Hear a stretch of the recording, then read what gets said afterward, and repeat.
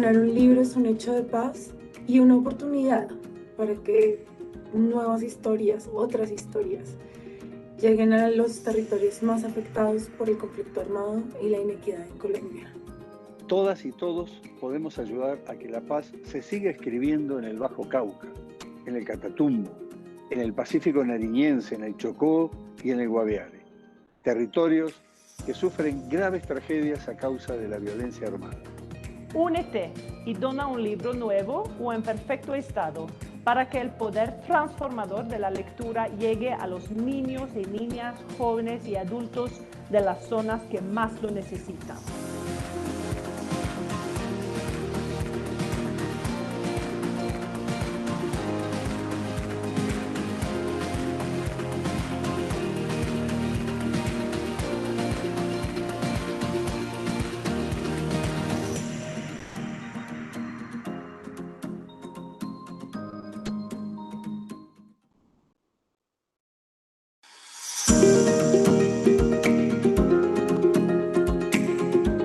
Una vez más, los saludamos en este espacio de la Embajada de Suecia como país invitado de honor a la Filbo 2021. Recuerden comentar y compartir este evento en redes sociales con el numeral Suecia Socio Sostenible. El abandono, la migración, la soledad, la vulnerabilidad y la resiliencia en la niñez son temas complejos, aunque comunes en la literatura infantil. La autora sueca Mónica Sack, autora del libro Alex Dogboy, y la colombiana Irene Vasco, autora del libro El último vuelo de Hortensia, conversarán sobre estos temas esenciales en su obra, y junto con Stephanie Vallejo, especialista en literatura infantil y juvenil de la Universidad Javeriana, dialogarán sobre cómo estas experiencias se deben tratar con niños y niñas. En nombre de la Embajada de Suecia, la Editorial Panamericana y la Pontificia Universidad Javeriana, a través de su especialización en literatura infantil y juvenil y sus bibliotecas, les damos la bienvenida a este evento, Más allá de los cuentos de hadas. Muchas gracias, Sandra. Muchas gracias. Bueno, buenos días. Desde la Pontificia Universidad Javeriana, la Embajada de Suecia y Panamericana Editorial, extendemos un agradecimiento a todos quienes coincidimos en mirar más allá de los cuentos de hadas, con la intención de hacer una lectura otra, junto a las voces que evocan Irene Vasco y Mónica Sack, sobre los alcances no convencionales de la literatura infantil, que, entre otros mundos, nos aproximan a realidades que han acompañado históricamente a la niñez, como el abandono, la soledad, la vulnerabilidad y la resiliencia.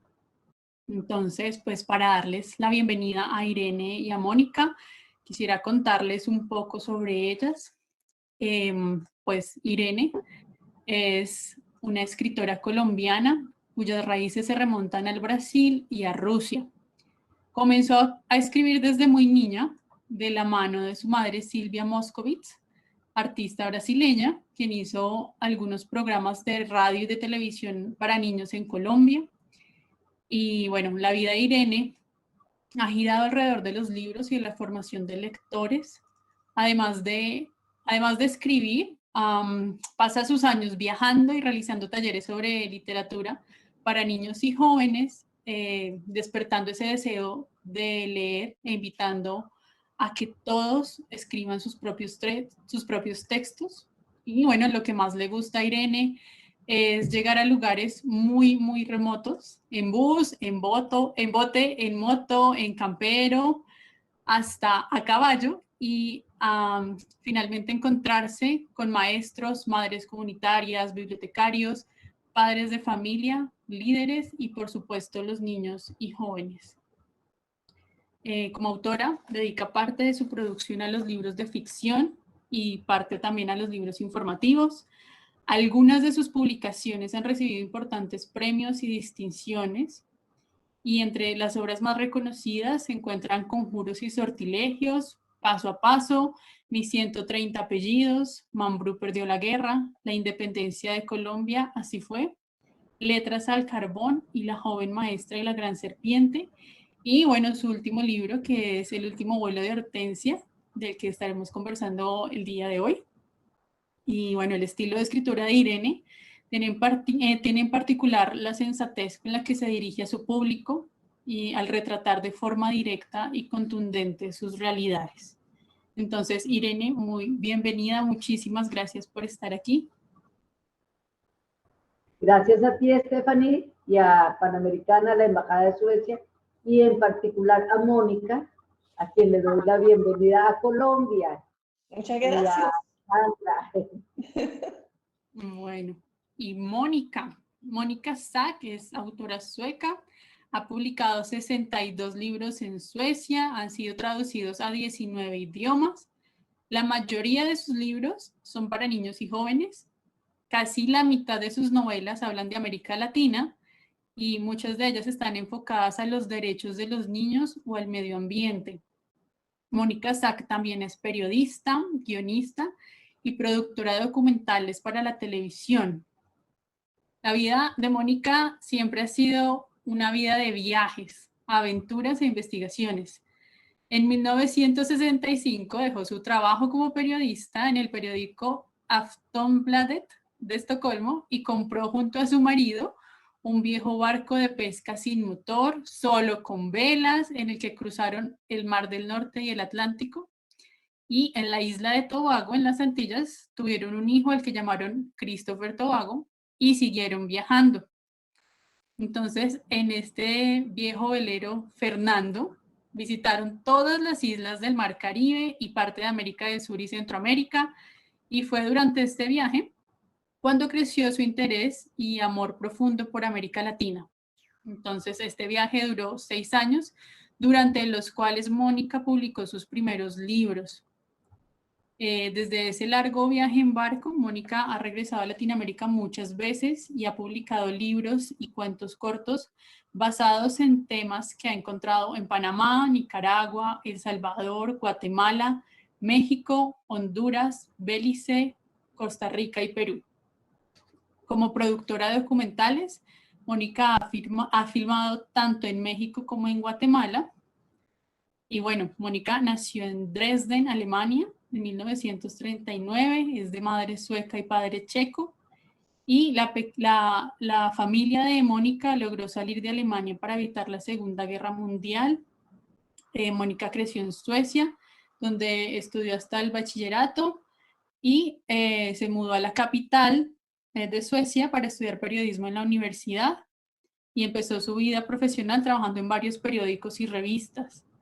Actualmente está en Estocolmo, desde donde nos contacta hoy. Y bueno, desde 1994 hasta 2003 fue miembro de la Academia Sueca de Literatura Infantil. Mónica tiene, como ya dijimos, muchísimos libros publicados. Voy a enumerar algunos de los libros que tienen traducidos al español. Está Salvo en mi selva, Paloma y el secreto de las pirámides, La hija del puma, Alex Dogboy, del cual vamos a hablar hoy, que es uno de los 2 libros que tiene publicados aquí en Colombia. Son los 2 acerca de este personaje Alex. Ella nos cuenta que tiene otros 2 más. En Colombia apenas conocemos 2, así que estamos a la expectativa de poder conocer estos otros 2 libros de Alex que nos hace falta por conocer aquí en Colombia. Y bueno, muchísimas gracias, Mónica, por aceptar esta invitación y por estar aquí con nosotros. Muchas gracias por invitarme. Me siento muy orgullosa de estar junto con ustedes hoy y por fin llegar en una manera a Colombia. Bueno, esperamos que sea muchísimas veces más. Bueno, entonces, para empezar,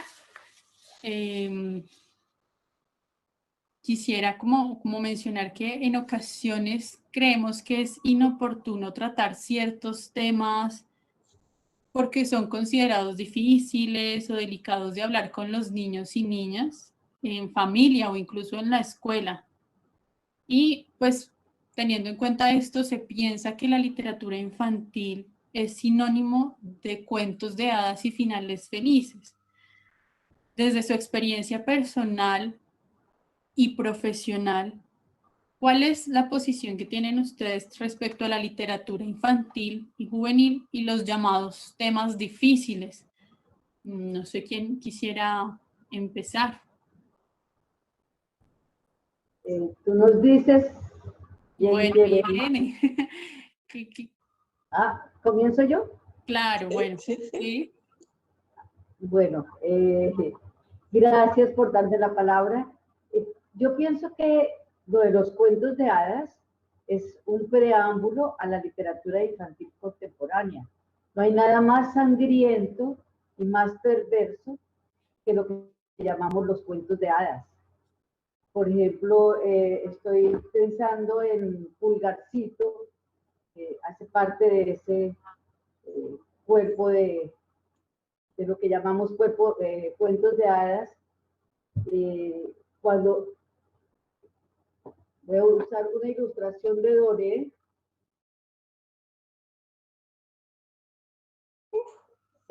el ogro está degollando, cortando la cabeza de sus propias hijas. Pulgarcito y sus hermanos son unos niños abandonados en el bosque para que se pierdan y se los coman las fieras. La propia Caperucita Roja que se mete en la cama con el lobo.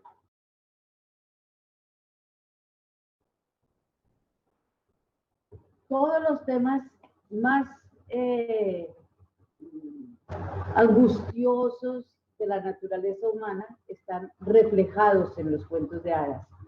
Si no estuvieran ahí presentes, los personajes no podrían enfrentarse a las dificultades, no podrían madurar, no podrían tener dilemas que les permitieran tomar decisiones y perecer en el intento o llegar a ese final feliz del que tú hablas, que es un final feliz un poco entre comillas, porque regresan a su lugar de seguridad, pero de todas maneras nadie garantiza que es un final feliz. Por ejemplo, Hansel y Gretel, después de asesinar a la bruja, de tomar, es decir, la justicia en sus manos, echan a la bruja al horno y la queman, encuentran el tesoro, regresan a casa, a donde unos padres que los han abandonado, y el final es que ahora son ricos, pero eso no garantiza una vida feliz. Así que los cuentos de hadas ya nos han mostrado el camino de la literatura, en donde cualquier asunto que tenga que ver con la humanidad puede ser tocado. Y los niños elaboran sobre esto, sacan sus propias conclusiones y sobre todo permiten que se establezcan diálogos entre los adultos y los niños, que los niños puedan hacer preguntas alrededor de personajes de ficción, no sobre la vida real, y los adultos podamos contestar preguntas que si fueran sobre personajes reales, diríamos, no, de eso no se habla. Muchas gracias, Irene. Mónica. Parece que en los cuentos de hadas hay muchas cosas crueles, pero yo preferiría escribir sobre la vida de hoy, pero me interesa mucho también por la cultura que no escrita. Entonces yo he viajado mucho y he colectado colecciones de cuentos que no, como cuentos de sustos en muchos países. Entonces, no, donde no hay libros, hay cuentos.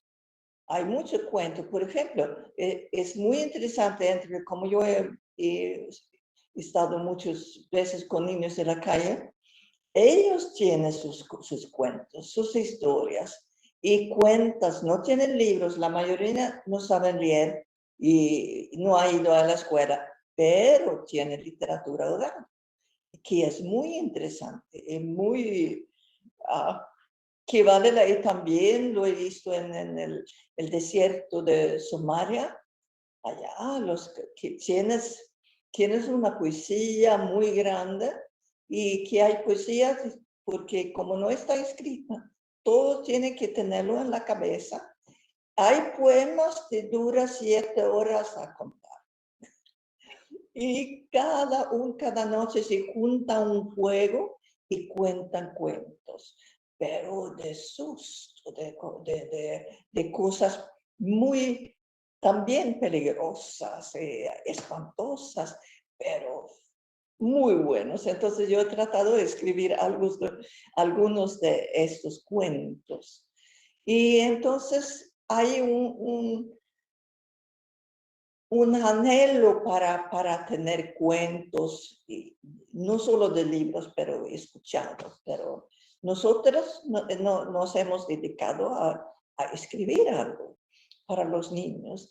No hay algunos temas que he visto, claro. El problema que tengo yo es que yo he escrito para todas las edades. Me recuerdo cuando yo había escrito el primer libro de Alex Tolboy de Honduras, un niño que vive en la calle en Tegucigalpa con sus perros, es su familia. Entonces fue publicado en Suecia, un éxito muy grande, todo quería leerlo y lo imprimieron y enseguida en otras ediciones, pero yo quisiera escribir otro libro. Y decidí escribir sobre niñas que vivían en la calle, me fui. Pero la vida de las niñas era demasiado dura. Y entonces yo no podía escribir en la misma forma que había escrito el primer libro con las niñas. Porque yo sé que mis lectores pueden estar de 5º grado, prefiero que son más grandes. Entonces yo dejé este tema, entonces escribí otro libro de Alex Tolboy, que se llama El Tercer Amor, que ahora está publicado en Colombia. Qué bueno. Yo no tengo copia de este libro, yo no lo he visto. Lo leí con mucho placer. Gracias. Es un libro que da cuenta de Latinoamérica.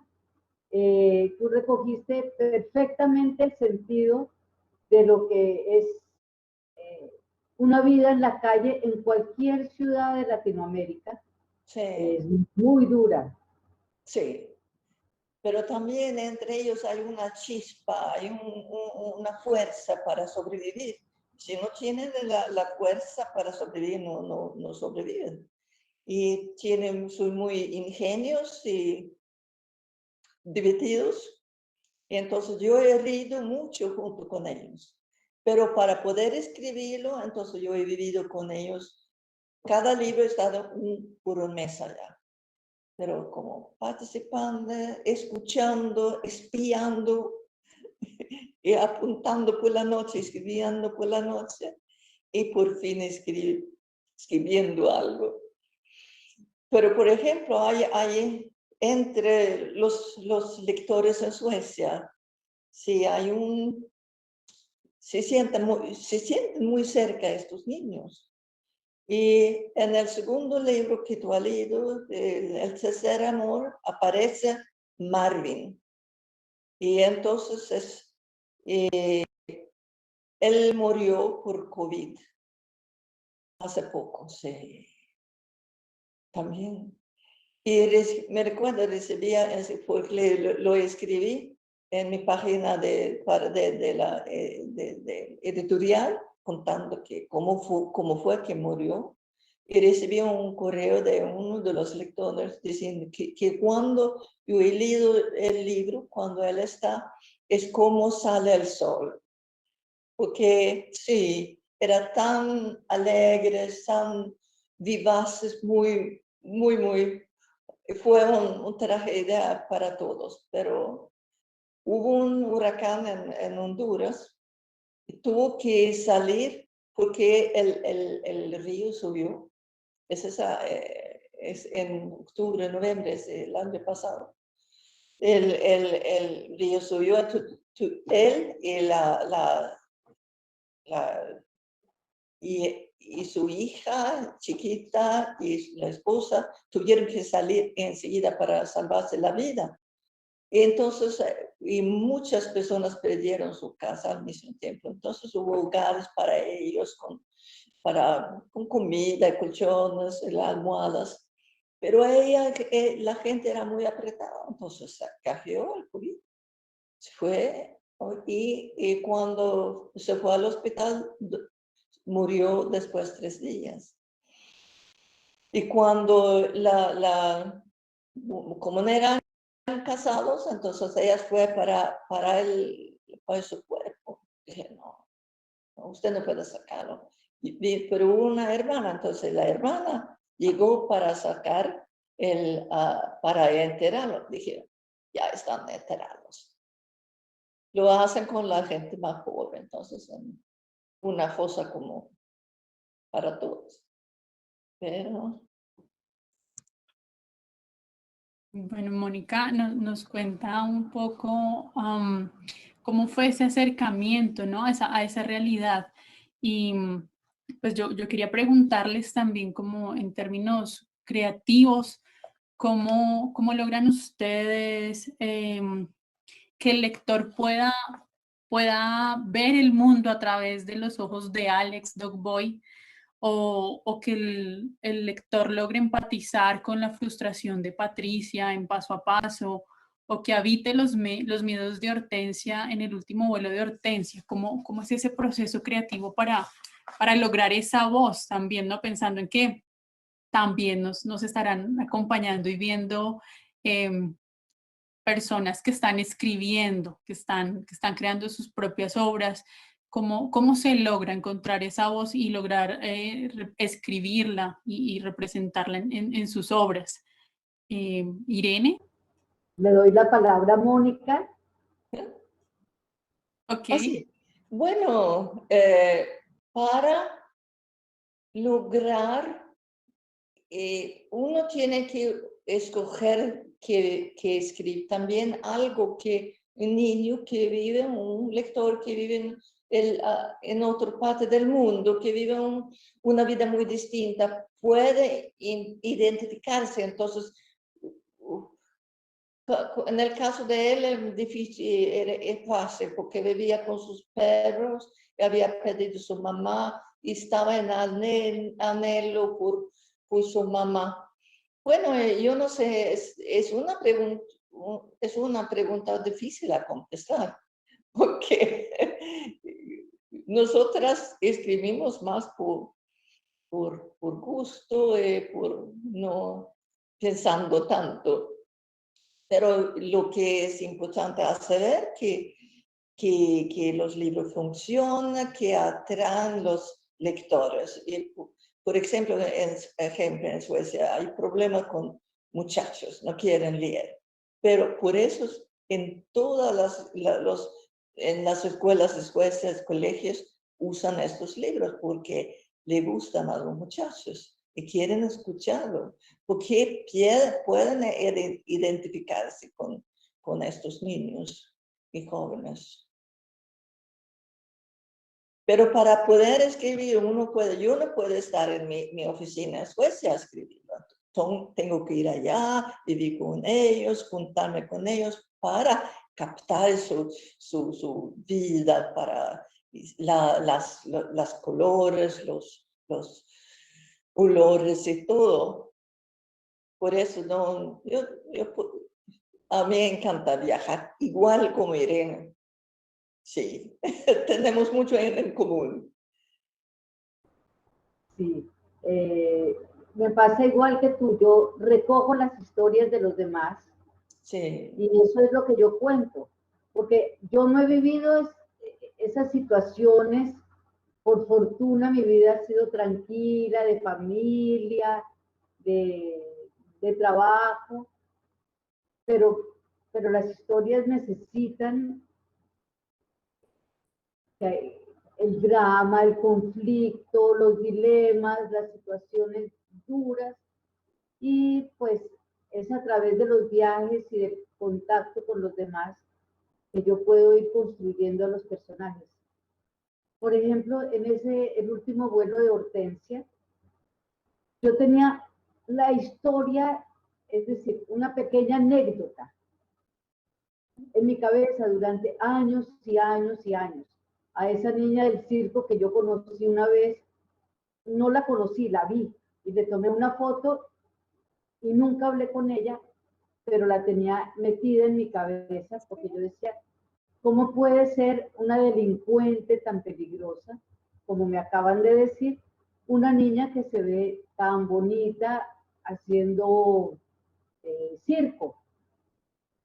Y yo quería contar esa historia, pero yo no tenía sus antecedentes, no tenía cómo darle vida propia, pero en los viajes me fui encontrando con mucha gente que me contó, como dice Mónica, los cuentos de miedo, de espantos, las situaciones duras, de violencia, y poquito a poquito mi personaje comenzó a tomar vida propia. Yo le pude crear antecedentes que le dieran la fuerza para vivir la situación que yo quería contar. Pero esto es a lo largo de los años. No es que yo diga, voy a escribir un libro sobre. Es un personaje que está ahí dando vueltas y vueltas y vueltas, buscando su propia historia hasta que está. Desafortunadamente, este libro no hay en Suecia. Solo hay dos copias de tu libro del carbón. Sí, en la Biblioteca Internacional de Estocolmo. Pero dos personas han prestado dos libros, entonces tengo que esperar. Pero ojalá tengamos más muy pronto, cuando ahora hay puentes entre Suecia y Colombia. Pero lo más bonito que he escuchado, claro, hay un interés por la vida de niños de la calle en Suecia, pero me recuerdo que yo he estado en Guatemala visitando escuelas, hablando con lectores en Guatemala. Una niña me dijo, cuando ahora he leído el libro de Alex Tolstoy, yo sé cuando yo voy a tratar de ser, cuando sea grande, voy a tratar de ser una madre muy buena. Entonces me siento.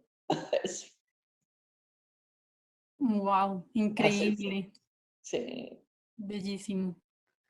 Justamente quería hacer esa pregunta de cómo ha sido el recibimiento de estas historias que a veces, digamos, los adultos tememos por los temas que pueden llegar a tomar, pero cómo ha sido el recibimiento que ha tenido estas historias con los niños y jóvenes.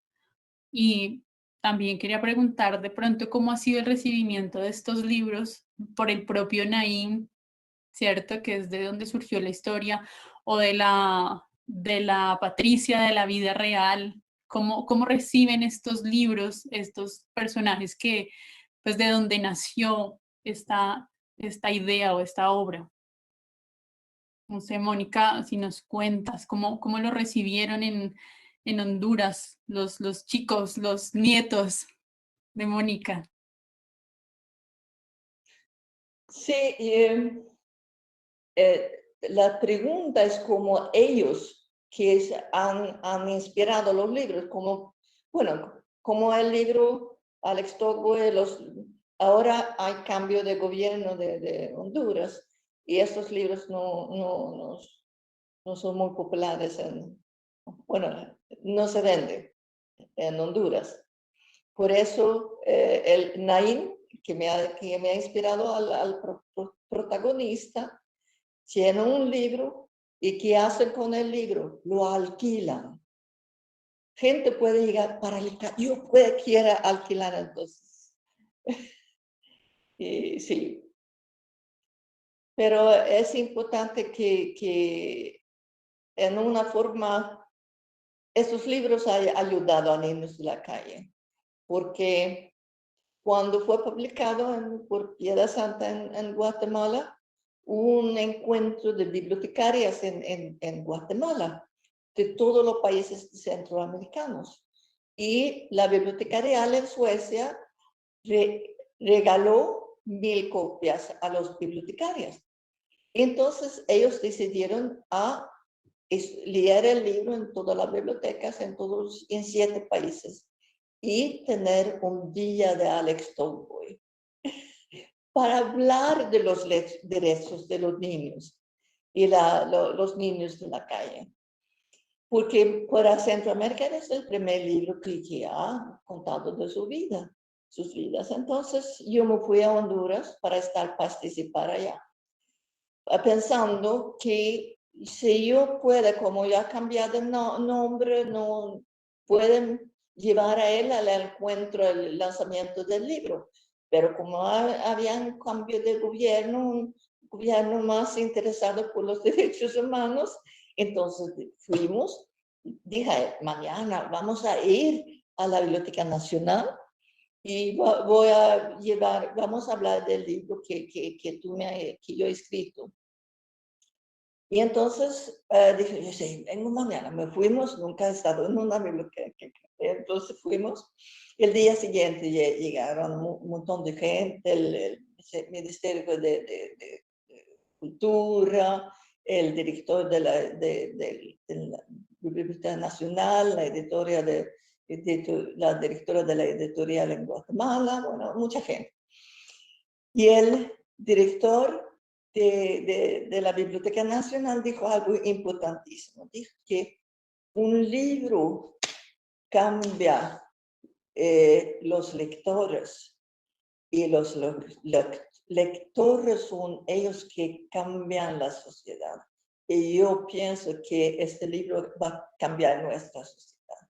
Entonces todo cambió, hablaron, pero nadie no vino, el Dogboy no vino. Al final, yo era la última a hablar. Dije que usted hablaron de un libro que se llama Alex Tolstoy. Él es basado en la vida de un niño que todavía vive aquí en las calles de Tegucigalpa. Se llama Naín Velázquez. A este momento, bueno, siempre tengo muy buena suerte. Cuando yo dije eso, él entró. Aquí viene con su perro Ranger. Y él llevó un perro y Ranger empezó a ladrar. Y entonces todos se levantaron, aplaudieron. Y él muy sorprendido. Bueno, ofrecieron a sentarse cerca al lado del Ministerio de Cultura. Y yo terminé a hablar. Pero dijeron algo malo. Dieron el micrófono a él, ese niño de la calle. Tú quizá quiere decir algo. Para mí fue como, era demasiado. Pero él dijo, usted piensa que mi vida siempre ha sido triste y no es así. Claro, mi mamá me abandonó cuando yo era muy chico y luego mi papá y todos los dos se fueron a Estados Unidos. Desde entonces vivo en las calles. Pero en la calle he encontrado personas que me quieren, que me apoyan, que no quieren que yo use pegamento y que me apoyan. Y él mencionó 3 personas que 2 están en los libros, doña Lete y doña Rosa. Y también mencionó a mí. Y me sentí muy orgullosa. Y dije, por eso he logrado, gracias a este apoyo, he logrado determinar usar drogas. Y también hablo con lectores en Suecia, hablamos del uso de drogas, pero hay muchas drogas en Suecia. Y siempre digo, es mejor nunca empezar, porque es muy difícil abandonar estos vicios. Él ha caído varias veces para otra vez, porque cuando la vías la vida sea difícil, es fácil empezar. Muchísimas gracias, Mónica.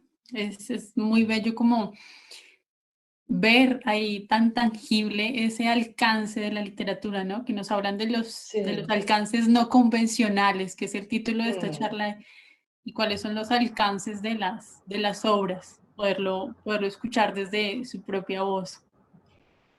Irene. Bueno, pues tú me hablas de Paso a Paso y del último vuelo de Hortensia. Entre un libro y el otro hay más de 30 años. Yo puedo recordar algunos pasajes de Paso a Paso y del proceso de escritura, pero ya yo soy muy mayor y mi memoria es muy corta. Lo único que puedo decir es que entre un libro y el otro, yo creo que he madurado como escritora, que Paso a Paso fue escrito muy ligeramente, dijera yo, pues no ligeramente como escritora, sino que sin, no sé cómo explicártelo bien. Fue un proceso corto de algo que me impactó muchísimo, de una familia que conocí, sobre una historia que me tocó, y yo la convertí en ficción porque no todos los personajes son reales, no todas las situaciones son reales, no es una crónica, sino una ficción a partir de un hecho real, pero fue un proceso corto. Digamos que tardé un año escribiendo ese libro. El último vuelo de Hortensia tiene un proceso de casi 10 años. Cuando hablo de ligereza es de tiempo, es de cuánto tiempo demoré en elaborar a esos personajes que tienen mucho más para contar, tienen más profundidad psicológica, tienen más entrañas, digamos. Pero es que en 30 años uno aprende a ir más despacio, a no apurarse, a que el proceso tenga su propio tiempo. Y la Patricia de Paso a Paso ya es una mujer adulta, tiene hijos y eso, yo nunca volví a saber de ella. Con su madre sigo en contacto, pero no hay un contacto real. Hortensia es totalmente ficción. La niña que yo vi y que le tomé la foto, después yo pregunté por ella a los organizadores. Ella estaba en un programa de menores delincuentes. Yo dije, esa muchacha que estaba ahí en el acto del circo, ¿qué se hizo? Ah, no, a ella la mataron al poco tiempo. Yo nunca supe su nombre, no me lo dijeron porque era prohibido contar detalles de estos muchachos a los que yo fui a hacerles un taller sobre tira cómica. Y eso fue lo que más me marcó. Me dijeron, ella estaba en manos de un maleante y terminó muerta. Y a mí eso nunca se me borró. Entonces, por el camino fui dándole vida, fui encontrando muchas historias para darle vida a ella. A mí me gustaría que ella recibiera este libro como una especie de homenaje a una muchacha que estaba perdida, que su destino no tiene ese final de Naim, de Alex Dogboy, en donde puede verse retratado y admirado y homenajeado. Esta niña no pudo, pero yo sí quiero que esas niñas de la calle, delincuentes que pueden enterrar una cuchillada por robar un celular, sientan que es posible encontrar una salida. No es que el final del último vuelo de Hortensia sea muy esperanzador, tampoco. Yo no sé hacer esos finales felices. Ni en Paso a Paso, ni en el último vuelo de Hortensia hay un final claro, ni que diga, ay, qué bueno, se salvó.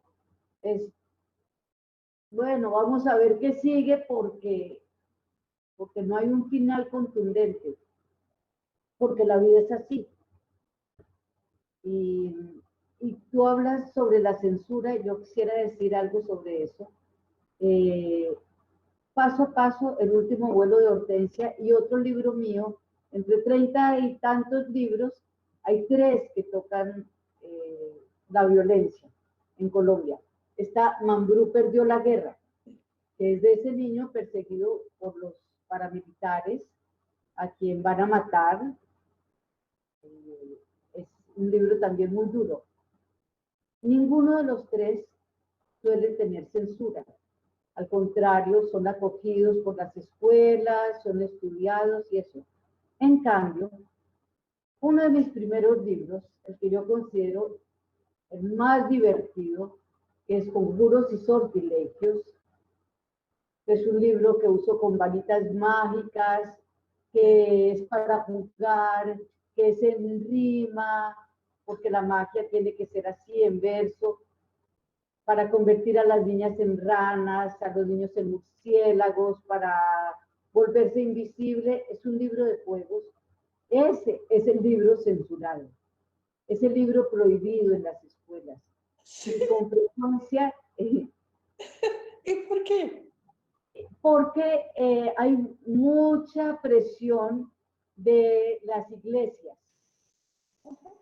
Entonces dicen, ese libro es prohibido porque no se puede hablar de magia, porque eso es perverso, eso es del demonio.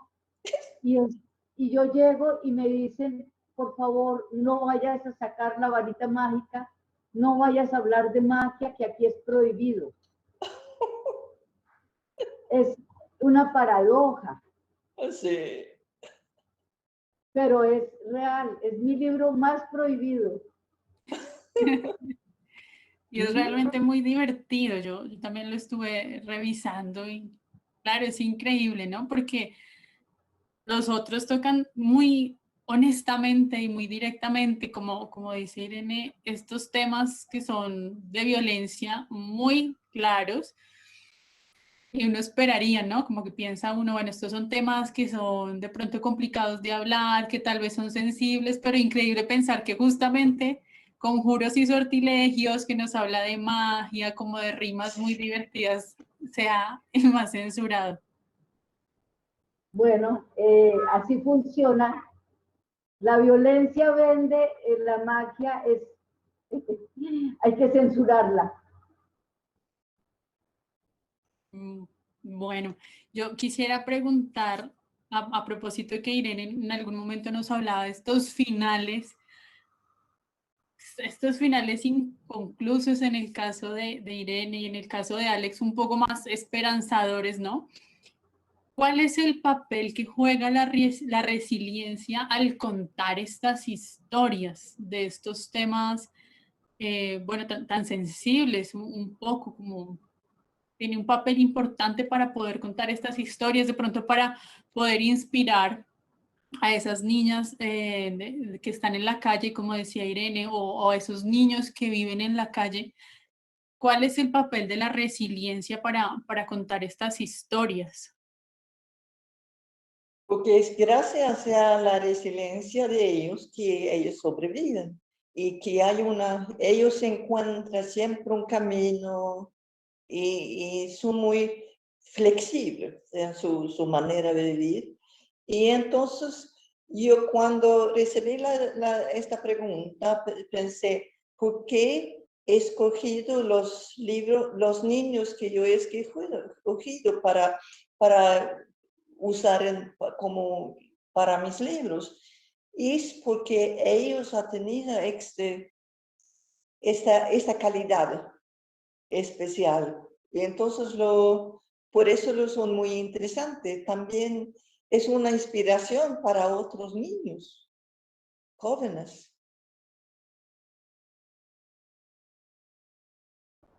Sí, yo cuando escribo realmente no pienso en algo así que, en qué va a contribuir o quién lo va a leer y cómo lo va a recibir.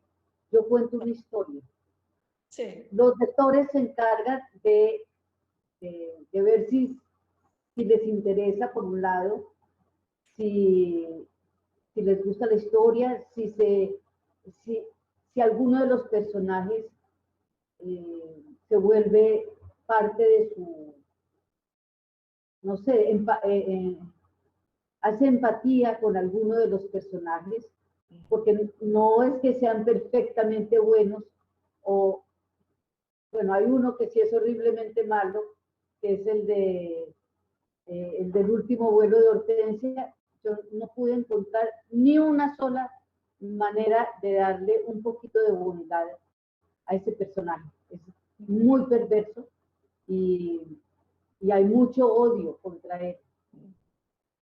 Pero Hortensia tampoco es la mata de la bondad y la perfección, y tiene muchas dudas, y para ella robar no es una cosa muy grave. Va por la vida un poco a lo que venga, cargada de ese bagaje que trae de su pueblo, de sus historias, de lo que le contaban, de los cuentos de espantos, y esa es su fortaleza, eso es lo que le permite a ella enfrentar esa otra vida desconocida y enfrentarse a ese terrible personaje que la domina, que la atrapa en sus redes. Es ese mundo interior que ella tiene, no tiene ninguna otra herramienta. Pero yo no pienso si eso va a servirle a alguien, si alguien se va a identificar y va a decir, es que yo voy a usar lo que tiene Hortensia. No, yo cuento la historia. No, el lector es el que tiene que ver cómo la asume. Pero ¿no piensas tú que es importante contar este tipo de vida? Porque para la gente que viven tan fuera de su vida, entiende que son seres humanos, que tienen valor, que son bonitos, porque un niño de la calle me dijo, somos como cucarachas que se matan. Sí. No tenemos ningún valor, somos basura. Entonces, con estos tipos de libros que tú escribes, que yo escribo, esperamos que la gente vaya a entender que estos son niños y jóvenes y seres humanos con valor y amor y vidas que deben apoyar. Sí, un poco, mira, yo hago unos libros informativos sobre Colombia, sobre historia de Colombia, geografía, cultura de Colombia, que es la otra parte de mi trabajo.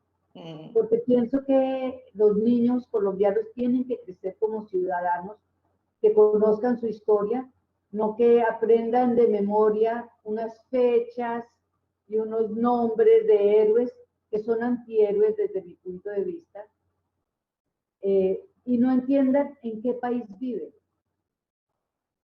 En cambio, a través de estos libros, que no son informativos, pero sí informan, sí dan cuenta de la actualidad, no de ese pasado que cuento en los libros de historia, sino del presente, una situación política, una situación social.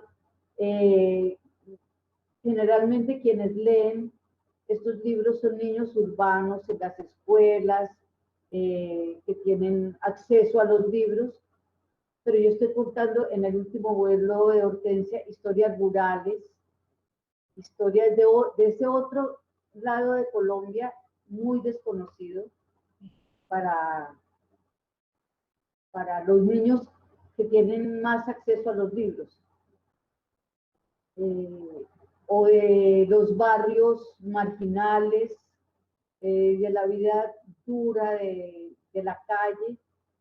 Y pienso que eso, más allá de la literatura, porque para mí primero es contar una historia literariamente, pero más allá de la literatura, también es que los otros que no han vivido eso sepan cómo es la historia en su país, entiendan que hay el otro lado, que no es ese bonito que los padres de los colegios urbanos quieren que vivan, sino que Colombia es múltiple,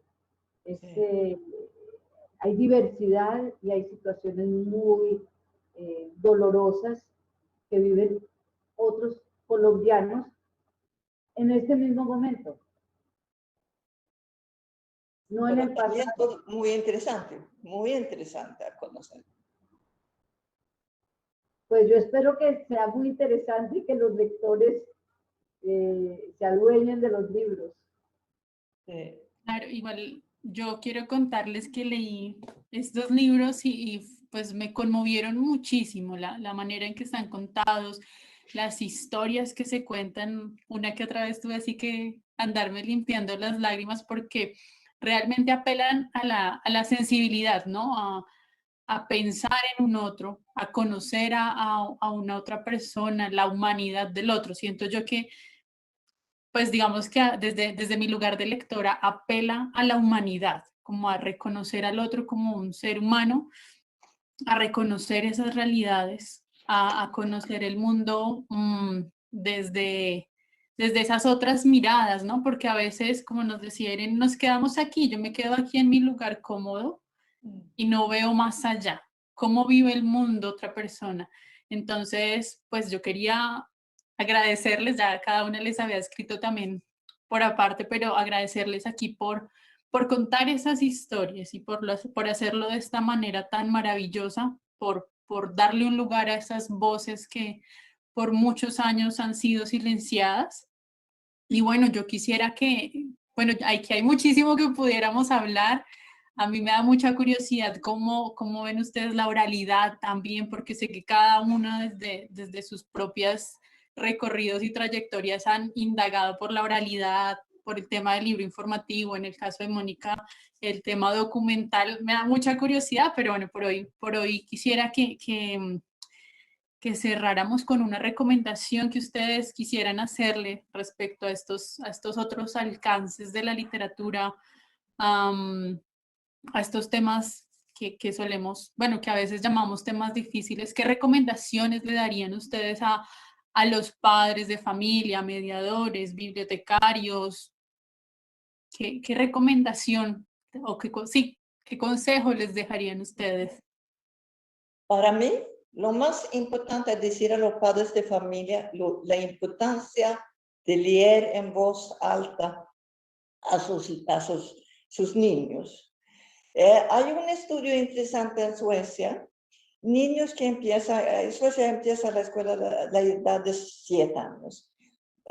Muchos niños empiezan a la primer grado y tienen una vocabularia de 5.000 a 7.000 palabras que entienden y usan, porque los padres de las familias no han leído en ellos. Un niño que empieza a cierto grado tiene un padre que ha leído en voz alta por la noche, maneja 10.000 a 15.000 palabras. Y entonces es un fondo importantísimo. O sea, un niño que tiene, y entonces cuando me preguntan por qué eres escritora, porque mi mamá me leía en voz alta cuando era niño. Vengo de una familia obrera, mi padre inmigrante y trabajando en una fábrica, mi mamá costurera, que leían mucho, leían a mí cada noche. Cuando entonces desperté un interés por la lectura, por el mundo, y entonces gracias a ellos he viajado a todos los países del mundo y hasta las galaxias, y nunca he tenido tiempos aburridos. gracias a la literatura. Pero entonces yo pienso que los padres tienen un papel importantísimo a jugar en la vida de sus hijos. Sí, totalmente de acuerdo con Mónica. Los promotores de lectura, lo primero que decimos es lectura en voz alta. No solamente los padres de familia, sino los maestros, los bibliotecarios. Claro, sí. Yo digo que si los maestros leyeran todos los días en voz alta un cuento, una fábula, una noticia, una canción, un poema, todos los días como algo ritual, la escuela comenzaría a cambiar. Sí. Pero a veces decimos sí que los padres de familia lean, pero estamos en Latinoamérica y apenas estamos en un proceso de consolidación como república. 200 años no son mucho, somos una república muy joven, que venimos de una colonia que no permitía que los nativos aprendieran a leer, y mucho menos las poblaciones afroamericanas. Era prohibido saber leer. En 200 años ha ido cambiando, se hacen esfuerzos, cada vez hay más programas, hay más impulso a la lectura, pero todavía somos un país infantil en ese sentido. Estamos sin la palabra escrita profundamente arraigada. Entonces, muchos padres de familia no saben leer o leen muy poco, pero están las historias, están los cuentos, la tradición oral. Tienen un bagaje tremendo, una carga importante que no están transmitiendo. Se les olvidó que hay que narrar. Y el vocabulario y la estructura narrativa y el mundo también se transmiten, bueno, se han transmitido a través de la historia de la humanidad, a través de esas palabras tradicionales, de las canciones, de los cuentos de espantos, de la picaresca. Entonces, que los padres que no tienen libros o no quieren sentirse que no pueden leer bien, narren, transmitan como se hacía antes. Y los abuelos, ya no hay abuelos narradores en las casas. Eso es muy triste, porque eran los encargados de transmitir toda esa palabra. Y que la escuela lea en voz alta. La escuela y la biblioteca, en donde sí están los libros, en donde hay lectores formados y cumplan con ese rol de transmitir la palabra escrita permanentemente. Es mucho más importante formar lectores que niños que sepan de química, de física, de algo que si no saben leer, si no tienen la herramienta de la palabra escrita, no les va a servir. Bueno, muchísimas gracias a las dos. Y bueno, yo creo que nos queda pendiente otra conversación. Tenemos mucho por conversar. Muchas. Muchísimas gracias a las dos por hoy. Bueno, ya se nos acabó el tiempo. De verdad, estoy muy honrada de haber podido compartir este espacio con ustedes. Y bueno, con ansias de seguir leyéndolas. Muchísimas gracias a ambas. Mónica, y bienvenida a Colombia. Espero que pronto estés aquí y que tu próxima novela sea en tu territorio. Para mí fue una decepción grande que no pude viajar a Colombia esta vez en este año. ¿Y por qué? Ustedes tienen en el mundo, sabemos que en Colombia hay los cuentistas los mejores del mundo. Entonces, yo quisiera viajar, visitar lugares pequeños para escuchar los cuentos de Colombia. Quizá un día puede viajar a Colombia. Siempre bienvenida, Mónica. Gracias.